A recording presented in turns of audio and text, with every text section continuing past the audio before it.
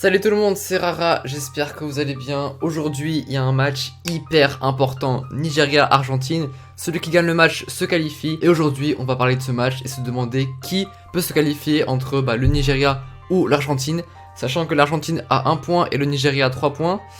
On va voir ça tout de suite. Allez, c'est parti. Numéro 1, la dernière chance pour l'Argentine. On va commencer par l'Argentine. Déjà, après avoir fait match nul contre l'Islande et avoir perdu contre la Croatie 3-0, elle se retrouve dernière du groupe. L'équipe part donc avec un handicap, mais rien n'est perdu pour eux. Faudra battre le Nigeria avec un gros score parce que l'Islande affronte la Croatie au même moment. Et au vu des points de retard pour l'Argentine, il faudra absolument s'imposer. A noter que la dernière fois que l'Argentine avait été éliminée en phase de poule d'une Coupe du Monde, c'était en 2002 et le Nigeria était dans leur groupe. Mais l'Argentine s'était imposée 1-0. De toute manière, ils ont pas trop le choix là. Même un match nul éliminerait l'Argentine. Donc il faut absolument gagner. Numéro 2, l'influence de Messi. Ouais, carrément, il y a Messi. Je l'ai toujours dit personnellement. Après, certains vont pas être d'accord avec moi. Mais pour moi, en Argentine, il y a un joueur, c'est lui. Bon, c'est vrai, Messi, pour le moment, en Coupe du Monde, c'est pas top. Mais il y a moyen de faire quelque chose. Il pourrait bien malmener la défense du Nigeria. En Coupe du Monde 2014, lors de la dernière journée, Messi a permis à l'Argentine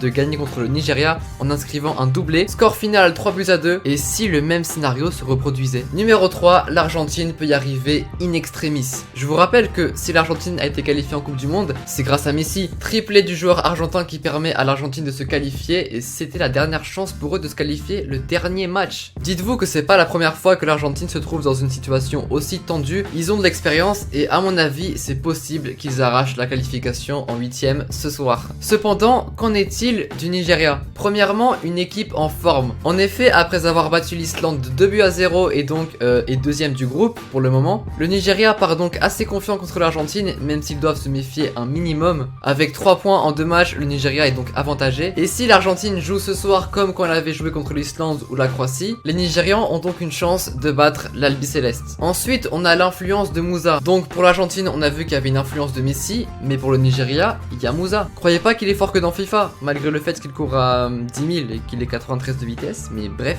Moussa a prouvé vendredi contre l'Islande ce qu'il valait avec un doublé, la fois où il a dribblé toute la défense et quand il a fait son magnifique contrôle. Le joueur nigérian a récemment déclaré qu'il n'avait pas de problème à marquer contre l'équipe de Messi. Ah oui, parce que lors du match en 2014 où l'Argentine s'était imposée 3-2, les 2 buts étaient de Moussa. Et enfin, l'Argentine est en crise. Après avoir été en finale en 2014, l'Argentine galère. Certains veulent le départ de l'entraîneur Sampaoli. Leur défaite contre la Croatie a aggravé leur situation et il y aura trop de pression sur leurs épaules pour affronter le Nigeria. Tandis que le Nigeria peut profiter de cette opportunité pour s'imposer face à l'Albiceleste. Maintenant que j'ai comparé les deux équipes et leurs chances pour se qualifier, c'est à vous de me dire en commentaire qui va se qualifier. Avec un pronostic, vous pouvez. Gros big up à ceux qui trouveront le bon résultat. Dites-moi en commentaire si vous voulez voir des vidéos d'avant-match, des styles un petit peu d'analyse.